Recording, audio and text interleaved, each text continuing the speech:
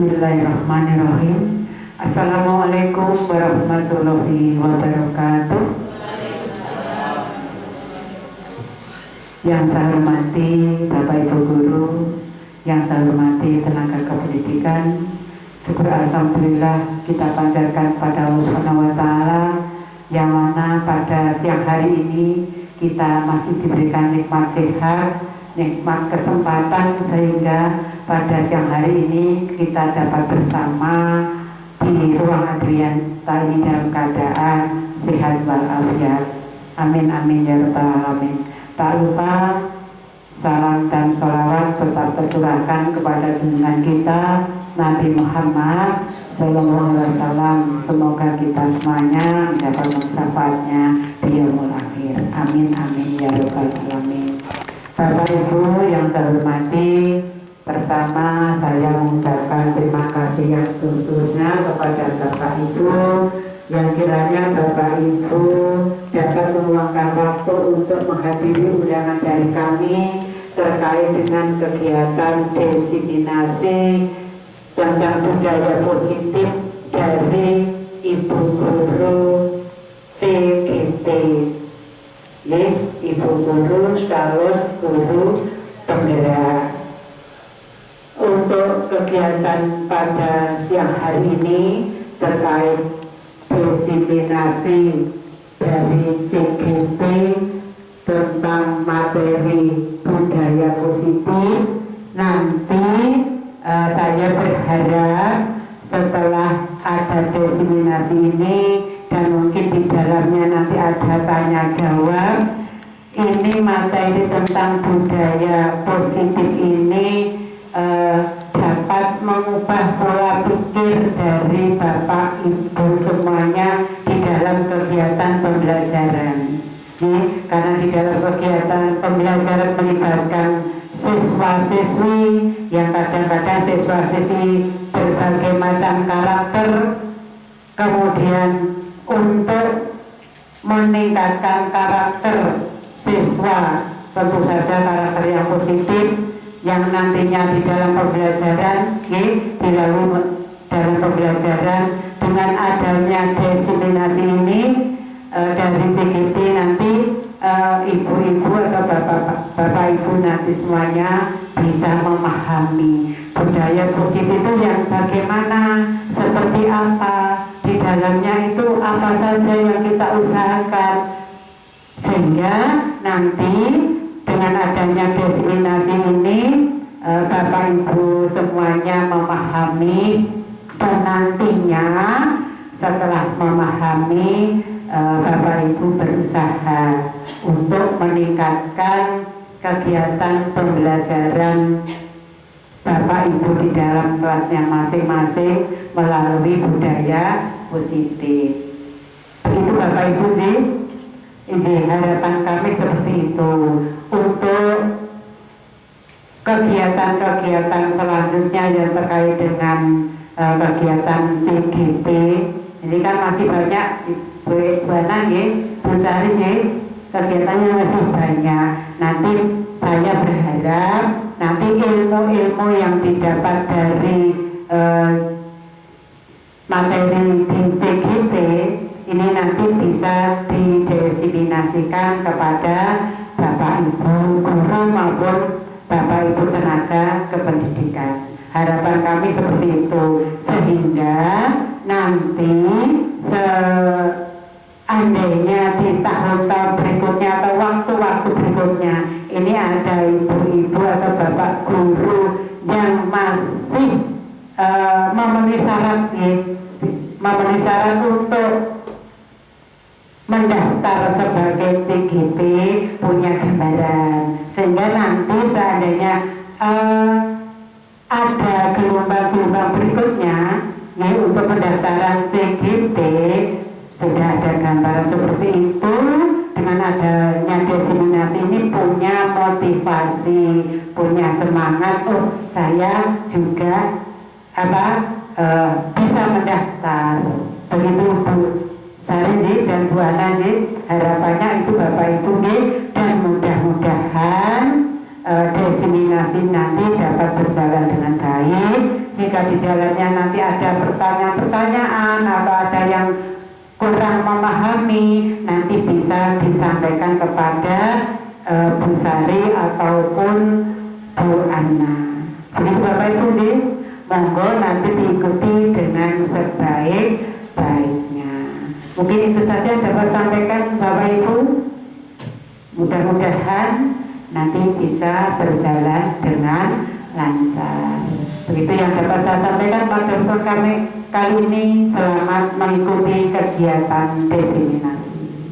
Assalamualaikum warahmatullahi wabarakatuh.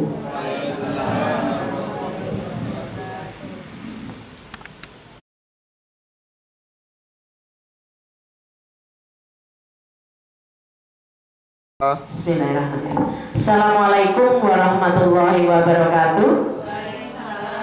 Ya, saya ucapkan terima kasih Bapak Ibu Guru yang sudah meluangkan waktu di ruangan ini memenuhi undangan saya, yaitu mendiseminasikan materi yang saya dapat di pembelajaran guru penggerak tentang modul 1.4, yaitu budaya positif. Untuk menyemangatkan jenengan yang sudah seharian tadi menemani putra-putra untuk belajar, coba saya minta keikhlasan untuk sejenak, untuk berdiri sejenak. Untuk baris 1 hadap baris 1 dan baris 3 hadap kiri gerak, hadap kanan ya. Baris 2 hadap kiri gerak. Baris 2 dan 4 hadap kiri. Ya, Bu Erna sama Bu Sari berhadapan. Saya hitungan ketiga, coba berikan senyum yang paling manis. 1, 2, 3, 10 detik. 1, 2, terus ganti gaya. 3, 4, 5, senyum manis. 6, 7, mana suaranya? Yang semangat lagi, keluarkan emosinya hari ini. Ya. Kalau di kelas nggak bisa teriak di depan murid kita. Mohon berdiri, coba ada ke depan. Kalau saya nanti bilang dor, jenengan jawab dor. Kalau saya tembak jenengan, jenengan balik tembak saya. Dor. Coba. Dor. Dor.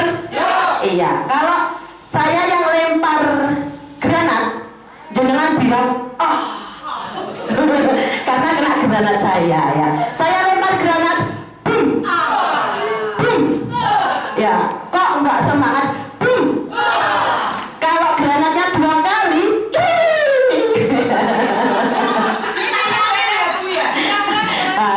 kalau saya nembak, jenengan bales tembak. Dor. Kalau saya lempar granat, iya semakut ya, bilang udah. Dor. Dor. Boom. Boom. Ya, terima kasih, silakan duduk. Nah, terima kasih Bapak Ibu Guru yang sudah semangat hari ini mengikuti kegiatan saya, yaitu mendiseminasikan materi yang sudah saya dapat di pendidikan guru penggerak, terutama pada modul 1.4, yaitu budaya positif yang ada di sekolah. Untuk menjadi seorang guru yang baik, harus memiliki kemampuan untuk mewujudkan budaya positif yang ada di sekolah. Kemampuan itu antara lain yaitu 1. Budaya positif. 2. Kemampuan guru untuk memotivasi perilaku manusia. Yang ketiga, membuat keyakinan sekolah ataupun keyakinan kelas. Kemampuan berikutnya yaitu mengetahui kebutuhan dasar manusia. Kemampuan kelima yaitu posisi kontrol restitusi. Yang terakhir, seorang guru harus mempunyai kemampuan segitiga restitusi. Nah, untuk menjadi seorang guru yang baik, jadi kita diharapkan mempunyai kemampuan untuk mewujudkan budaya positif di sekolah kita, karena budaya positif itu bisa menjalankan dengan menerapkan konsep-konsep dari ke-6 yang saya sampaikan. Disiplin positif. Kira-kira kalau disiplin itu apa toh? Disiplin itu tertib, yang lain. Kira-kira kata disiplin itu apa? Selain tertib, apa? Taat, manut. Terus kalau positif, baik. Berarti taat, patuh dengan hal-hal yang baik. Oke.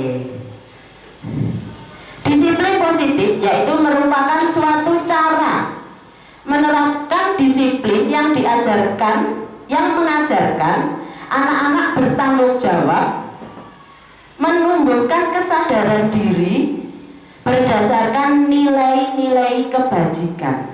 Jadi seperti yang Jonan sampaikan betul, taat, patuh, tapi nanti endingnya anak itu bisa ditumbuhkan kesadaran dirinya sendiri berdasarkan nilai-nilai kebajikan.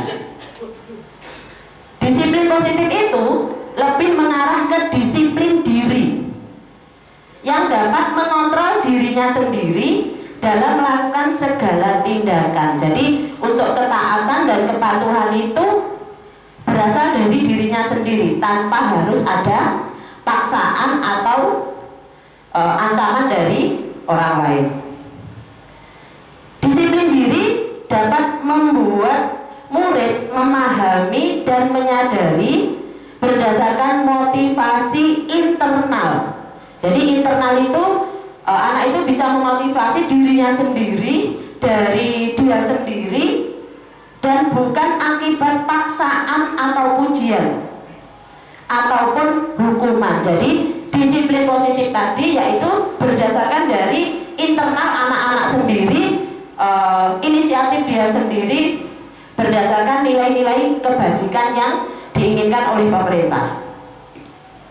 Apa saja nilai kebajikan tersebut? Seperti yang disampaikan dalam karakter profil pelajar Pancasila, sudah disampaikan nilai-nilai kebajikan itu antara lain beriman, bertakwa kepada Tuhan yang Maha Esa, dan berakhlak mulia. Jadi sekolah-sekolah tadi diharapkan menerapkan nilai-nilai kebajikan tersebut dalam kegiatan disiplin positif. Nilai kebajikan berikutnya yaitu mandiri. Anak bisa mandiri tanpa harus dipaksa. Anak bisa mandiri tanpa harus mendapatkan imbalan. Anak bisa mandiri tanpa harus mendapatkan pujian. Nilai kebajikan berikutnya yaitu berkebinekaan global. Jadi seperti sekolah kita itu kan berasal dari berbagai karakter orang tua, dari suku yang berbeda, agama yang berbeda. Diharapkan anak tadi juga mempunyai nilai kebajikan berkebinekaan global, menghargai satu sama lain. Dengan kategori tadi berasal dari intrinsik dia sendiri, dari dirinya sendiri tanpa harus kita suruh. Nilai kebajikan berikutnya yaitu bergotong royong. Mereka diharapkan bisa saling bergotong royong, bekerja sama dari inisiatif dia sendiri. Jadi disiplin positif yang diharapkan tadi, anak-anak juga bisa bergotong royong. Yang berikutnya nilai kebajikan berikutnya yaitu kreatif. Walaupun nanti awalnya kita yang mancing, untuk membuat ini harusnya seperti ini. Lah, kita hanya memancing, anak mempunyai ide kekreatifan untuk menuangkan ide kekreatifannya. Yang terakhir bisa bernalar kritis. Itu untuk budaya positif yang diharapkan pemerintah berupa disiplin positif yang mengarah ke nilai-nilai kebajikan sesuai dengan profil pelajar Pancasila. Untuk menumbuhkan budaya positif yang berikutnya yaitu motivasi perilaku manusia. Anak-anak juga termasuk manusia, orang tua juga termasuk manusia. Kita anak-anak melakukan sesuatu itu pasti mempunyai motivasi. Motivasi itu apa? Dorongan. Yang lain? Kira-kira motivasi itu apa? Jenengan motivasi duduk di sini apa? Dapat camilan, oke. Mendapatkan ilmu, ya. Dapatkan pengalaman. Anak-anak pun juga sama. Berangkat ke sekolah itu motivasinya juga berbeda-beda. Ada yang pengen bertemu teman, ada yang gabung di rumah, ada yang pengen belajar. Lah, di sini di materi yang diajarkan di modul 1.4 ada 3 motivasi perilaku manusia. Yang pertama, untuk menghindari ketidaknyamanan atau hukuman. Nah, mungkin jenengan kesini takut dihukum kepala sekolah, ya, karena kemarin sudah diperintah. Nggih, ngoten mboten? Mboten, alhamdulillah, terima kasih. Bukan motivasi pertama, nggih? Tidak. Motivasi yang kedua, untuk mendapatkan imbalan atau penghargaan dari orang lain, biar dipuji, weh sregep. Nah, jadi setiap orang punya motivasi. Motivasi yang ketiga, untuk menjadi orang yang mereka inginkan dan menghargai dirinya sendiri dengan nilai-nilai yang mereka percaya. Seperti tadi, Berna percaya di sini nanti mendapatkan ilmu baru, Bu Siti mendapatkan pengalaman baru. Mungkin ke sini berarti berdasarkan motivasi yang ketiga. Anak-anak juga sama, kita harus paham, memahami anak-anak itu mempunyai motivasi apa. Karena setiap anak, setiap orang itu motivasinya berbeda-beda. Kita harus paham dulu. Yang berikutnya, karena perbedaan tadi, kita harus membuat keyakinan atau kesamaan atau kesepakatan agar motivasi yang berbeda tadi bisa menjadi satu tujuan. Karena kita tidak hanya mengajar 1-2 anak, mengajar satu kelas yang mempunyai motivasi tidak hanya satu, berbeda-beda. Dari berbeda-beda tadi kita harus menyamakan.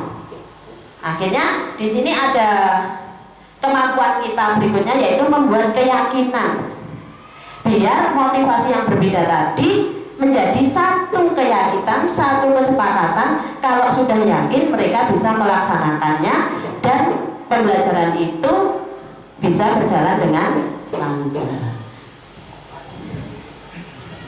Apa keyakinan tadi?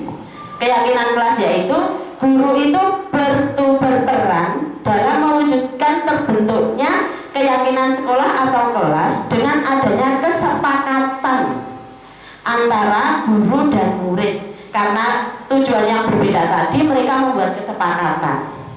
Karena sepakat, semua sepakat, jadi nanti diharapkan bisa dilaksanakan dengan bersama-sama tanpa ada orang yang protes atau apa. Tidak ada paksaan. Keyakinan sekolah atau kelas itu berupa pernyataan-pernyataan universal yang mudah diingat dan dipahami dan harus diterapkan di lingkungan sekolah. Intinya kalimat-kalimat itu bisa diingat anak-anak dan anak-anak paham. Yang terakhir, kalimat itu berupa kalimat yang positif. Positif itu berarti bukan negatif. Negatif itu seperti contohnya tidak, jangan. Jangan buka situs itu. Kalau sudah diperintah jangan, berarti otak manusia penasaran muncul. Jangan ke sana. Memang di sana ada apa? Jangan ke situ, di situ ada apa? Lah, biasanya anak-anak timbul seperti itu. Jadi keyakinan kelas tadi diusahakan kalimatnya adalah kalimat positif, menghindari kata jangan dan tidak. Kemampuan berikutnya yaitu kebutuhan dasar manusia. Seperti anak-anak, kita juga mempunyai kebutuhan dasar manusia. Kira-kira kebutuhan dasar kita apa? Pak Har, butuhin jenengan apa Pak Har?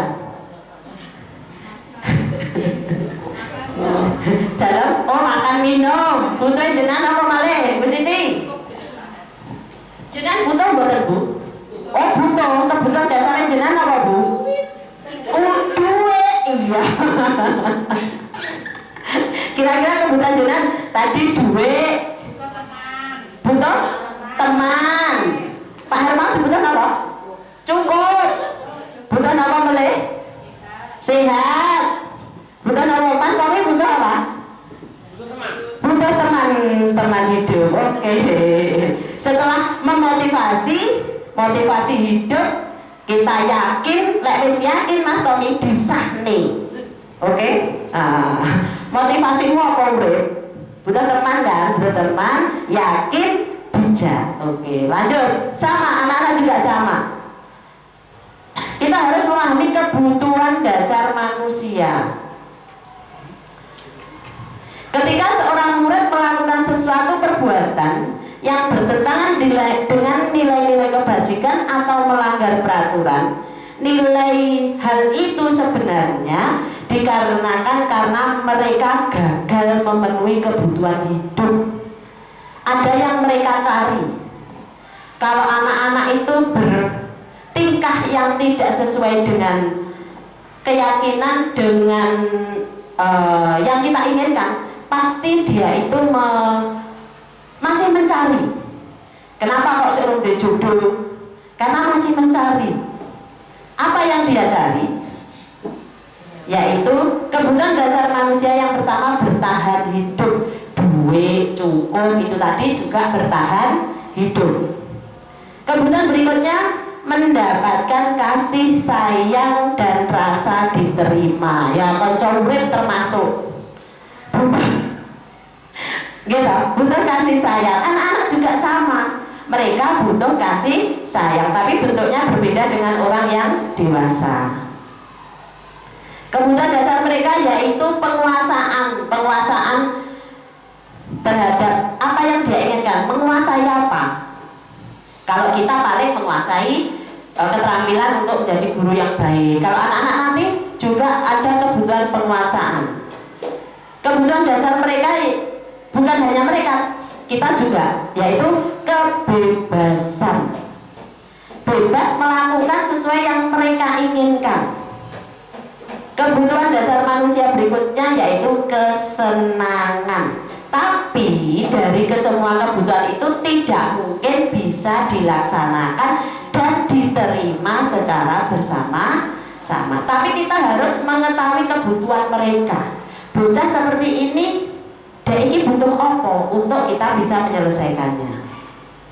Contoh,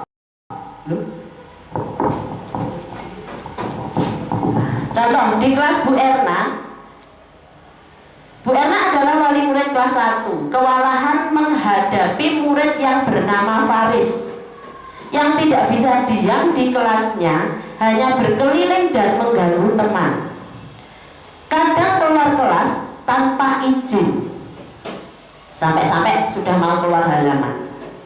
Jika Anda menghadapi kasus seperti Bu Erna, apa yang akan Anda lakukan? Kira-kira menurut Anda apa alasan Faris melakukan hal tersebut? Kira-kira siapa yang bisa dari kelima kebutuhan dasar manusia tadi? Yang pertama tadi apa? Kebutuhan dasar manusia yang pertama bertahan hidup, kedua kasih sayang dan rasa diterima, terus penguasaan, kebebasan dan kesenangan. Untuk kasus yang ini kira-kira menurut Anda, jika Anda menghadapi kasus seperti ini, apa yang Anda lakukan, dan menurut Anda alasan Faris itu melakukan hal tersebut apa? Siapa yang bisa bantu? Wirna sudah judul Mas Yan.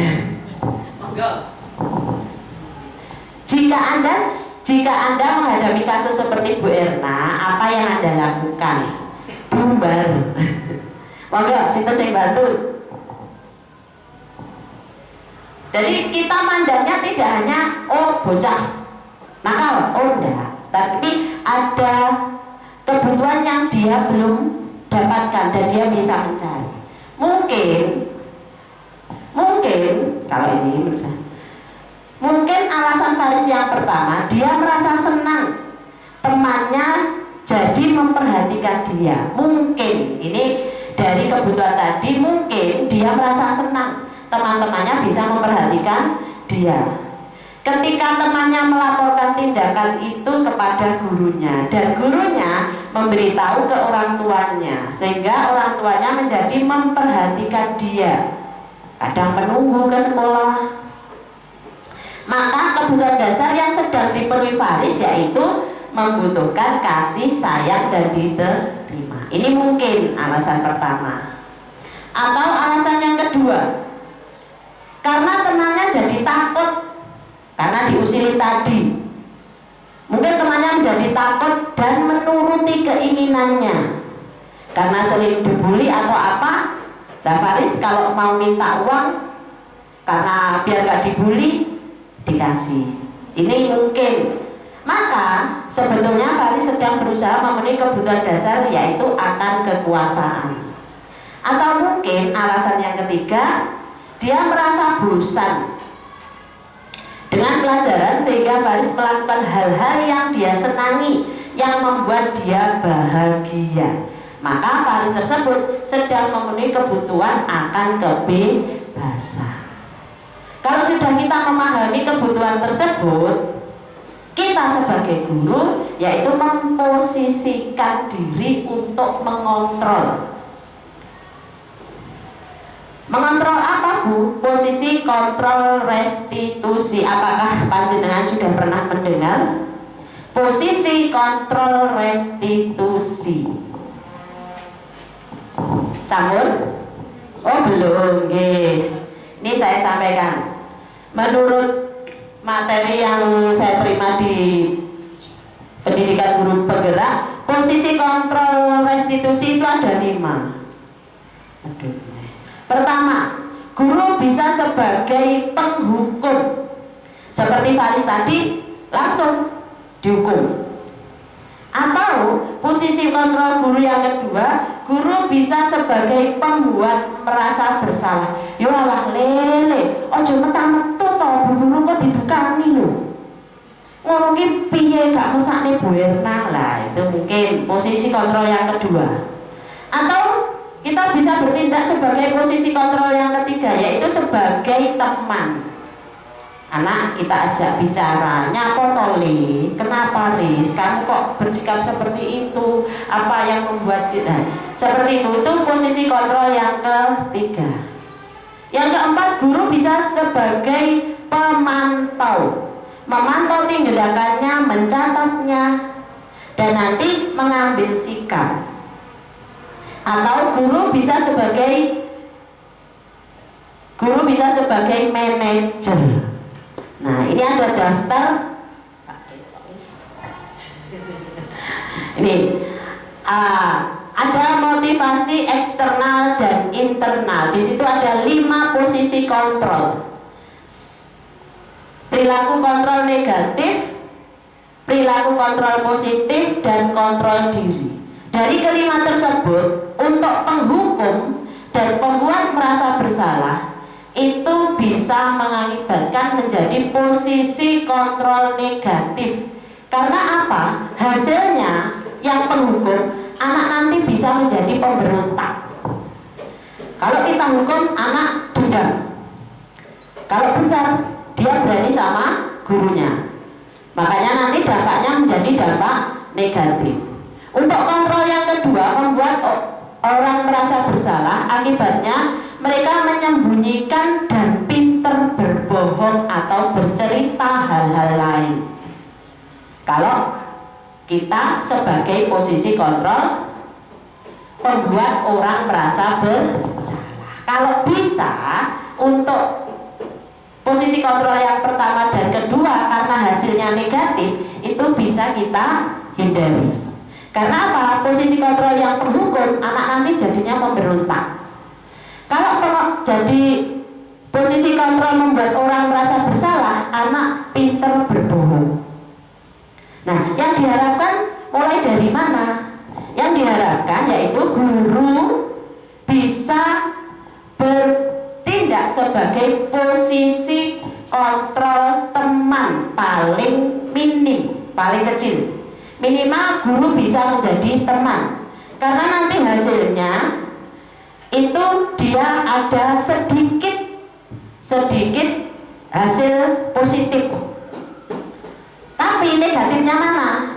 Anak nanti bisa tergantung oleh guru tersebut. Padahal guru tidak hanya satu, banyak guru. Yang diharapkan lebih meningkat lagi yaitu guru bisa sebagai posisi kontrol pemantau, mengawasi, memantau, dan nanti mengambil sikap. Tapi hal yang tidak baiknya anak nanti melaksanakan karena hanya diawasi saja. Oh, orang ini buana orang lebu, tenang, hore, orang sing nyatet. Nah, tapi yang diharapkan guru itu bisa sebagai posisi kontrol, sebagai manajer. Walaupun saya juga belum, tapi ini diharapkan guru bisa sebagai posisi kontrol manajer karena endingnya nanti anak itu bisa menguatkan watak dan karakter. Jadi dari sudah disiplin positif dikuatkan dengan sikap kita seperti apa, nanti sudah mendarah daging ke anak-anak tersebut. Kalau kita sudah memahami posisi kontrol, nah nih, di antara kelima posisi kontrol tersebut, sebaiknya seorang guru menggunakan posisi kontrol manajer. Sebaiknya, kalau belum bisa, minimal tadi kita bisa bertindak sebagai posisi kontrol, sebagai teman. Karena apa? Sebagai manajer, guru dapat membuat sesuatu bersama murid, mempersilahkan murid bertanggung jawab, dan mendukung murid agar dapat menemukan solusi. Jadi kita cuma mengarahkan. Jadi mendukung, mempersilahkan seharusnya kita seperti apa. Selain itu, posisi manajer juga mengacu pada restitusi yang dapat menjadikan murid sebagai manajer bagi dirinya sendiri, sehingga dapat tercipta identitas positif seperti karakter tadi. Karakter yang diharapkan yaitu sesuai profil pelajar Pancasila, positif pada diri murid tersebut. Jadi bukan jadi murid yang pendendam, bukan jadi murid yang pintar berbohong. Karena kita tanya terus, dia buat jawaban. Jawaban bohong, tanya lagi, bohong lagi, tanya lagi, bohong lagi. Kalau sudah posisi kontrol, kita yang harus kita mampu yaitu membuat keyakinan bersama. Kalau sudah mengontrol, kita akan membuat keyakinan bersama siswa, yaitu dengan cara membuat keyakinan kelas. Karena apa? Keyakinan kelas tersebut bisa membuat mereka memahami, mengingat apa yang menjadi tugas dan tanggung jawab anak-anak tersebut. Dia merasa mempunyai tugas. Oh, harusnya saya seperti ini. Untuk keyakinan kelas. Kalau ada masalah, ada anak bermasalah, kemampuan kita berikutnya yaitu menyelesaikan menggunakan segitiga restitusi. Kalau saya kemarin ini baru, kalau jenengan apakah segitiga restitusi sudah ada yang mengetahuinya? Segitiga restitusi. Kalau saya kemarin baru tahu pada kegiatan pembelajaran guru penggerak kemarin. Apa tahu segitiga restitusi? Itu ada 3 tahap. Kalau kita menghadapi masalah, kita menyelesaikannya melalui 3 tahap. Yang pertama yaitu menstabilkan identitas. Seperti apa nanti menstabilkan identitas? Kita bahas berikutnya. Yang kedua, setelah menstabilkan identitas yaitu memvalidasi tindakan yang salah. Langkah ketiga yaitu menanyakan keyakinan. Bagaimana cara menstabilkan identitas? Yaitu menstabilkan identitas dilakukan berdasarkan prinsip bahwa membuat kesalahan adalah bagian dari proses pembelajaran yang nantinya akan menggeser identitas gagal menjadi sukses. Namanya belajar pasti ada kegagalan. Kegagalan itu biasa asalkan kamu mau berubah. Itu namanya menstabilkan identitas. Tidak langsung mendetik, wah ini salah, kudune ngene ndak.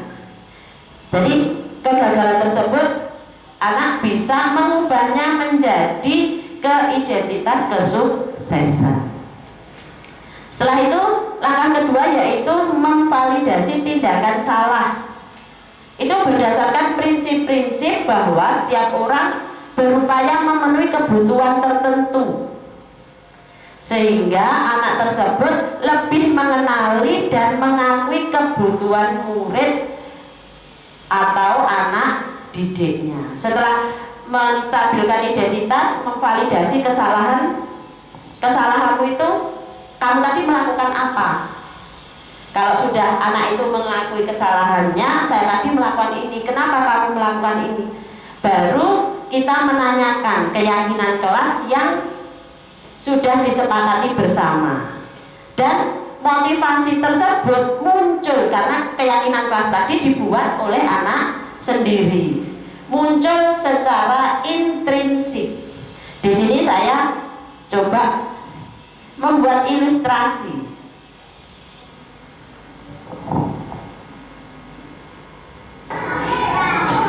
Nah, ini ilustrasi kasus.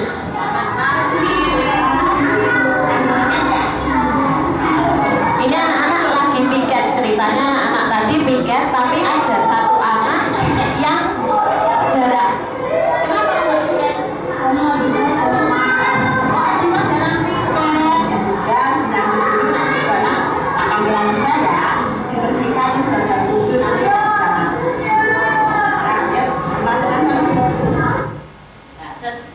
Setelah terjadi kasus, untuk menyelesaikan masalah, kita diharapkan menggunakan segitiga restitusi. Yang pertama, menstabilkan identitas, validasi tindakan bersalah, baru menanyakan keyakinan kelas. Nah, kita menstabilkan identitas dulu. Assalamualaikum Bu Ana. Waalaikumsalam. Duduk Sifat. Dari mana kamu? Kita menstabilkan identitas dulu. Kenapa Bu Ana panggil ini? Oh, nggak tahu. Tadi pagi Bu Ana itu ke kelas, lihat teman-teman Siva itu piket. Cuma yang piket kok 3 orang. Siva itu piketnya hari apa? Senin. Hari ini hari apa? Senin. Kamu tadi piket enggak? Enggak piket. Kenapa kamu hari ini tidak piket? Karena telat bangun. Oh, telat bangun. Bangun itu jam berapa? Jam 5. Jam 5 itu udah terlambat? Iya. Iya. Kok terlambat? Rumahku mana? Di Rumput. Rumput itu mana? Di sawah. Sawah. Perbatasannya Magetan, Ngawi sama Magetan Bu. Jauh tuh. Ya, Berapa menit di sana? Sekolahan ke rumahmu berapa menit? 45 menit. 45 menit. Terus kamu berangkat itu sama siapa? Kadang-kadang ayah, mama, kalau enggak kakak. Kakakmu sekolah di mana? SMA 2. Oh, SMA 2 di sini. Iya. Terus kok hari ini terlambat? Baru memvalidasi tindakan yang salah. Bangun jam 5 tadi udah terlambat. Biasanya kalau nggak terlambat itu bangunnya jam berapa? Jam 4. Oh, jam 4 itu berarti kamu nggak terlambat kalau sekolah. Kalau jam 5 berarti kamu ke sekolahnya terlambat. Iya. Oh, iya nggak apa-apa. Yang bangun kesiangan itu tidak hanya kamu saja. Bu Ana pun juga pernah melakukan hal seperti itu, bangunnya terlambat karena pekerjaannya banyak. Nah, Siva kok bangun jam 5 itu apa yang dilakukan kok sampai bangun jam 5? Karena main game Bu. Main game. Tiap hari main game. Ya kadang-kadang enggak sih. Oh, kadang-kadang enggak. Berarti hari ini Asifa enggak ikut piket karena tadi malam main game. Iya. Terus bangunnya jam 5. Jadi bangunnya kesiangan, tidak ikut piket. Nah, untuk itu berarti Asifa kalau nggak ikut piket itu keyakinan kelas, kesepakatan kelas yang nggak kamu lakukan apa? tidak bekerja sama bersama teman-teman. Oh iya, berarti hari ini kamu tidak melakukan keyakinan kelas untuk bekerja sama bersama teman-teman. Iya. Kira-kira apa ya biar kamu bisa bekerja sama kayak gitu? Tidur lebih awal. Oh iya, tidur lebih awal. Apalagi pas waktu kamu tiket hari Senin, nanti tidurnya bisa lebih awal. Biar pada waktu kamu punya tanggung jawab tiket, kamu bisa melaksanakan dengan baik. Kira-kira kalau nggak bisa bekerja sama, temannya marah nggak sih sama kamu? Marah waktu Oh, marah. Berarti nanti konsekuensi apa yang harus kamu lakukan kalau kamu merugikan teman kayak gitu? palingan banyak teman-teman yang marah kepada aku karena tidak menjalankan tiket. Berarti kalau kamu nggak hari ini nggak menjalankan tiket, nanti kamu harus bagaimana? Harus meminta maaf kepada teman. Iya, habis ini nanti kamu bisa minta maaf sama teman-temanmu yang satu tiket hari Senin, besok hari Senin berikutnya kamu apa? Harus itu Iya, tidurnya harus bagaimana? lebih awal. Lebih awal, dan kamu nanti bilang ke teman-temanmu kalau kamu nanti berjanji untuk Senin berikutnya diusahakan tidur lebih awal biar segera ikut gabung, ikut bekerja sama membersihkan kelas. Nggak apa-apa toh kamu minta maaf sama teman-temanmu? Tidak apa-apa. Iya, besok Asifa berusaha walaupun perjalanan jauh ke sekolah, tapi itu sudah konsekuensi.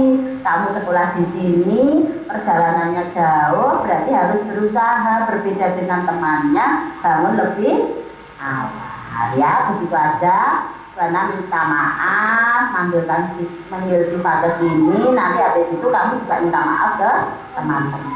Oke? Ya, yuk. Nah, sekarang kembali ke kelas. Ya, diharapkan dengan seperti itu nanti anak itu tidak merasa diintimidasi, tapi kita bisa menemukan solusi. Halo, perkenalkan nama saya Aziza Putri. Saya dari kelas 3B. Saya senang bisa berdiskusi dengan Bu Ana untuk menyelesaikan masalah saya yang tidak bisa ikut tiket kelas karena rumah saya jauh. Untuk kedepannya saya berjanji untuk tidur lebih awal agar bisa bangun pagi dan bisa bekerja sama untuk melaksanakan tiket kelas. Terima kasih. Wassalamualaikum warahmatullahi wabarakatuh. Ya, anak merasa diajak berdiskusi. Jadi anak nggak merasa diintimidasi atau dihukum. Jadi anak merasa diajak diskusi untuk menemukan solusi. Solusi apa untuk terhadap permasalahan dia tidak melaksanakan keyakinan yang sudah diyakini bersama. Jadi ada kemampuan guru yang harus dikuasai tadi, yaitu salah satunya yaitu kita harus bisa menyelesaikan masalah itu menggunakan segitiga restitusi agar pembelajaran kita di SD 04 Madiun ini mengarah ke visi, yaitu terwujudnya penyelenggaraan pendidikan yang menghasilkan peserta didik yang beriman, bertakwa, berprestasi, berkarakter, dan peduli lingkungan yang diharapkan oleh kita semua. Mungkin itu yang saya sampaikan. Untuk sesi berikutnya yaitu sesi tanya jawab.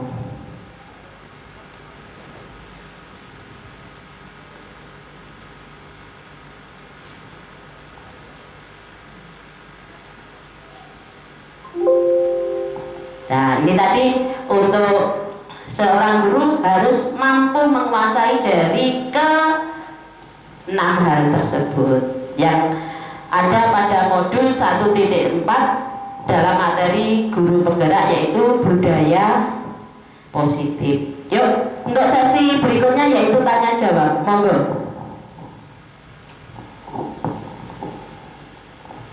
Monggo. Bu Ruli, ya silahkan.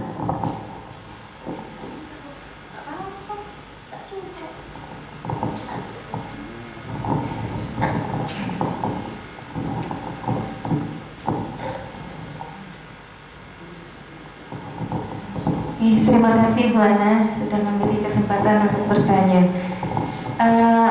Saya itu mau bertanya bagaimana cara menerapkan apa tadi ya, tindakan kelas supaya berjalan dengan penerapan kelas nih.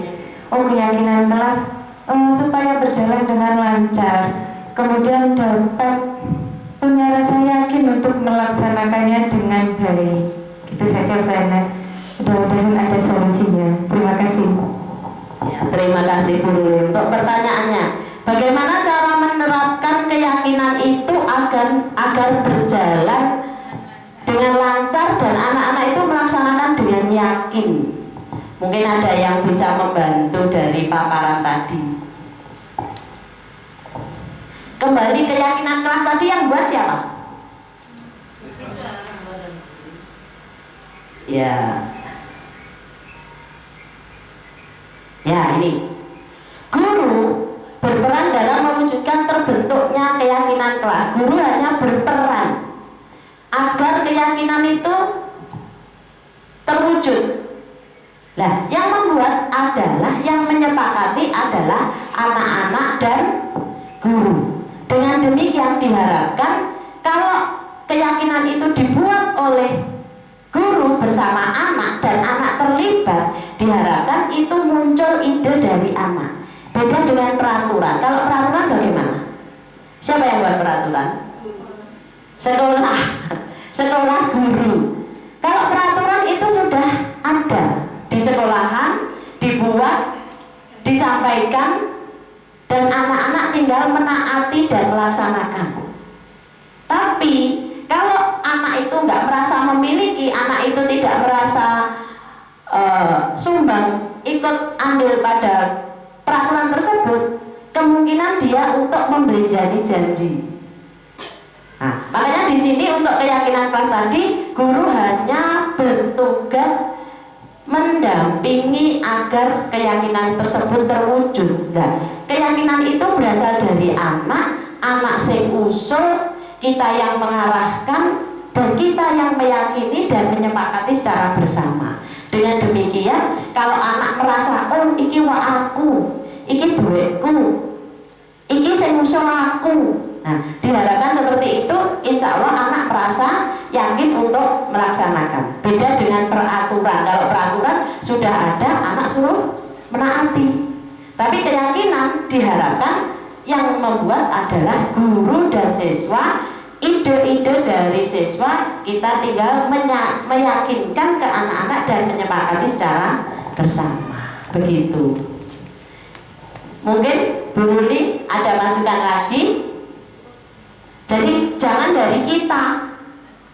Keyakinan kelas, contoh, tidak boleh berkata kotor. Boleh, untuk keyakinan seperti tadi boleh nggak? Tidak boleh berkata kotor.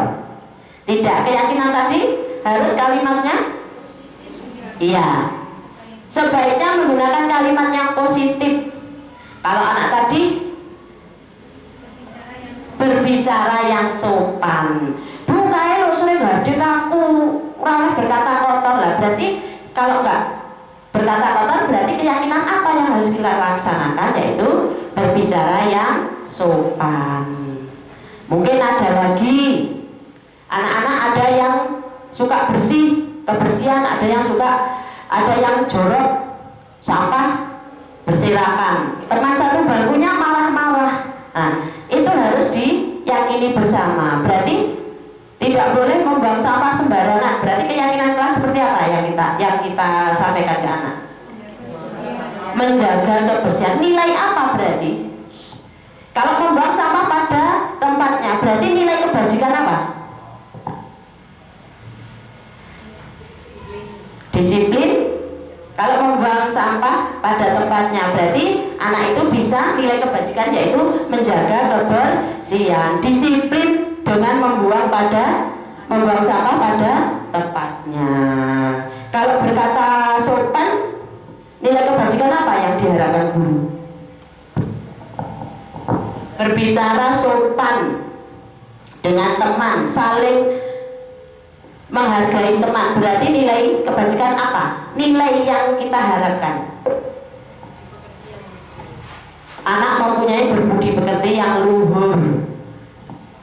Terus seperti tadi menjaga kebersihan berarti nilai kebersihan yang diharapkan. Jadi keyakinan kelas tadi mengarah ke karakter apa, nilai kebajikan apa yang diharapkan seorang guru. Mungkin pertanyaan berikutnya.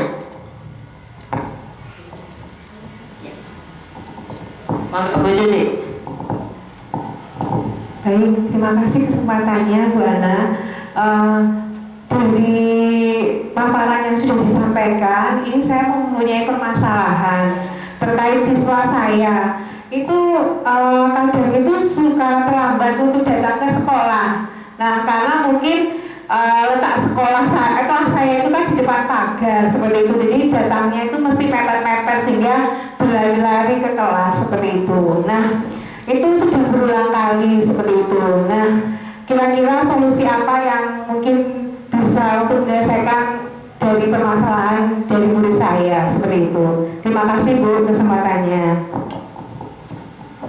Ya, terima kasih Bu Judi untuk pertanyaannya. Mungkin teman-teman bisa bantu. Ada masalah. Tadi saya menyampaikan masalah di kelas Bu Erna.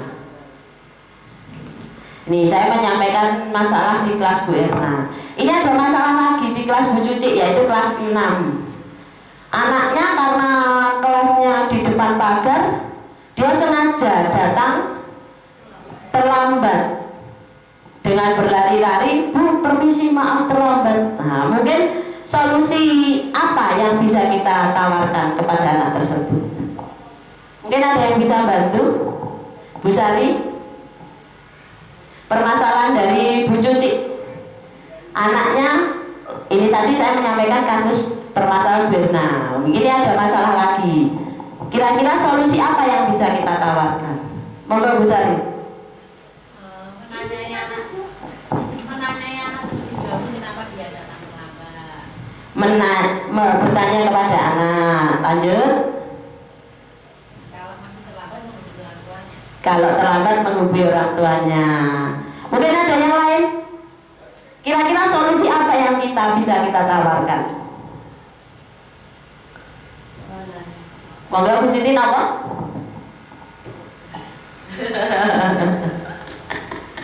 Kira-kira apa lagi?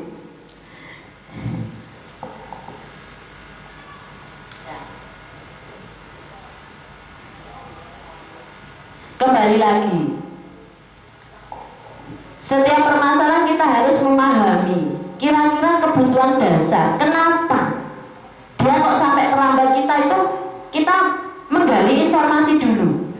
Dia sampai terlambat, mungkin dia membantu orang tuanya ke pasar sejak pagi sebelum subuh atau bagaimana. Setahu kita, anak itu cuma datang terlambat, mepet, bukan karena kelasnya di depan gerbang. Mungkin.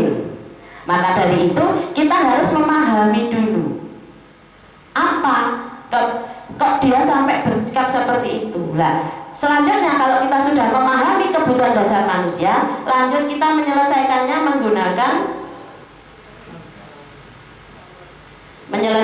pakai segitiga restitusi ini. Kalau kita sudah memahami, kita menyelesaikannya menggunakan tahap segitiga restitusi. Yang pertama kita memvalidasi. Setelah kita menggali informasi, kita tidak bertindak, kita tidak berposisi sebagai langsung penghukum. Dengan memahaminya, kita menghindari posisi menghukum, menghindari posisi membuat merasa bersalah. Paling minim kita bertindak sebagai posisi sebagai teman atau pemantau, dan lebih baiknya lagi kita diharapkan bisa bertindak dan berposisi sebagai manajer. Nah, setelah itu baru kita menyelesaikannya menggunakan tahap segitiga restitusi. Yang pertama memvalidasi,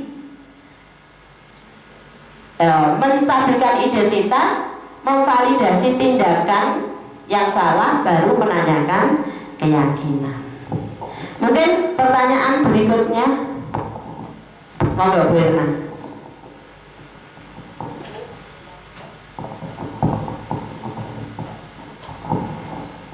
Terima kasih Bu Ana atas waktunya. Yang ingin saya tanyakan, kesepakatan atau keyakinan kelas itu mengapa harus menggunakan kalimat positif? Terima kasih Bu Ana. Terima kasih Bu Erna. Kelihatannya kalau positif sama negatif enak dia. Positif hamil. Namanya positif. Jadi diharapkan positif itu membangun image anak itu, apa yang terngiang di kepalanya itu adalah kalimat-kalimat yang positif, bukan kalimat hardik. Seperti makanya kita disarankan tidak menjadi posisi penghukum. Kalau penghukum rata-rata guru langsung menghardik, menyalahkan, memojokkan. Nah, itu yang dihindari. Kenapa keyakinan tadi harus menggunakan kalimat positif? Biar apa yang terngiang, yang diingat, yang dipahami anak itu adalah kalimat-kalimat baik, bukan tidak membuang sampah sembarangan. Ngerti ini? Orang buang sampah sembarangan, orang buang. Tapi kalau kalimatnya itu membuang sampah pada tempatnya, enek sampah dibuang pada tempatnya. Kalau sudah terbiasa, anak nanti kalau membawa sampah belum ketemu tempat sampah, dia akan melakukan sampah itu akan disimpan, tidak dibuang secara sembarangan. Karena apa? Sudah melekat di sini. Membuang sampah pada tempatnya, membuang sampah pada tempatnya. Ini sudah di kepala. Kok uang enek tempatnya, berarti sampah itu belum dibuang. Jadi niat dari kalimat positif itu membangun pikiran-pikiran positif ke anak itu agar anak itu karakternya yang baik, tidak karakter kalimat yang negatif, jangan dan tidak. Karena apa? Anak sekarang itu kalau sudah dipenging, dilarang, pasti dia akan mencari apa? Mencari tahu kenapa, why, nyapo. Nah, seperti itu. Oleh rono, nyapo raneh rono, tak delok esek. Kalau nggak ada pengawasan, ternyata tempatnya sangat berbahaya, banyak duri-durinya, anak nggak tahu. Oleh rono, aku Bu di sana cuma ngecek, aku di sana cuma lihat ada apa, kok nggak boleh ke sana. Kalau sudah tahu ya sudah, ya kalau nggak terjadi sesuatu. Nah, seperti itu. Jadi kenapa keyakinan kelas tadi menggunakan kalimat-kalimat positif, biar apa yang melekat mendasar ke anak tersebut adalah hal-hal yang baik atau hal-hal yang positif. Ngaten Bu Erna mungkin wonten malih. Oh sampun, nggih Pak Har monggo.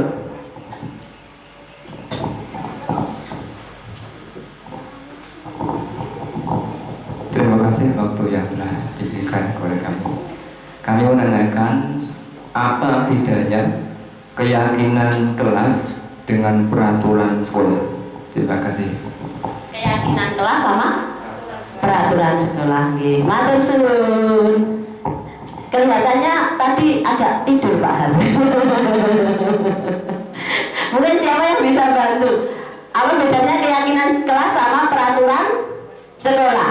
Pak Har mau Pak? Syut, ngono wae. Dur. Ya. Nggak konsentrasi. Dur. Dur. Dur. Bum. Oh. Bum. Bum. Bum. Pak Har ngantuk. Sinten Mbak? Ya, terima kasih untuk pertanyaan Pak Har.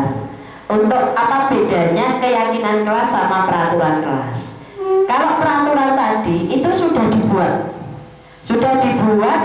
oleh guru ataupun pihak sekolah dan disampaikan, anak tinggal melaksanakan, anak atau guru tinggal melaksanakan. Itu namanya peraturan, itu sudah sengaja dibuat. Tapi kalau keyakinan, kita itu menanyakan ke anak-anak tersebut kira-kira keyakinan apa atau kesepakatan apa yang digunakan dalam kelas tersebut agar anak-anak itu menyepakati dan melaksanakan dengan niatnya sendiri. Jadi muncul dari intrinsiknya dia sendiri. Jadi bukan guru membuat, tapi kalau keyakinan itu berasal dari murid. Jadi apa yang disepakati, apa yang diyakini itu muncul dari murid. Contoh, membuang sampah pada tempatnya, itu ide muncul dari murid, bukan guru yang membuatnya. Dengan demikian diharapkan anak tersebut, karena muncul dari anak tersebut bisa melaksanakan sesuai apa yang disampaikan. Dengan cara tersebut anak kan merasa bertanggung jawab. Nah, Pak Har mungkin, iya, mungkin masih ada pertanyaan lagi. Ya, nanti kita bisa belajar bersama, kita bisa sharing bersama di luar kegiatan diseminasi, karena saya juga masih belajar. Kita saling membantu mengisi agar budaya positif bisa dilaksanakan di sekolah kita tercinta dan membuat peserta didik kita menjadi anak-anak yang mempunyai karakter yang baik, tanpa harus diperintah, tanpa harus hukuman, tanpa harus imbalan. Walaupun kadang saya juga memberi iming-iming untuk menumbuhkan, walaupun itu masih kurang baik, sedikit demi sedikit saya akan hindari. Jadi saya akan menumbuhkan hal tersebut, kebajikan itu muncul dari anak tersebut.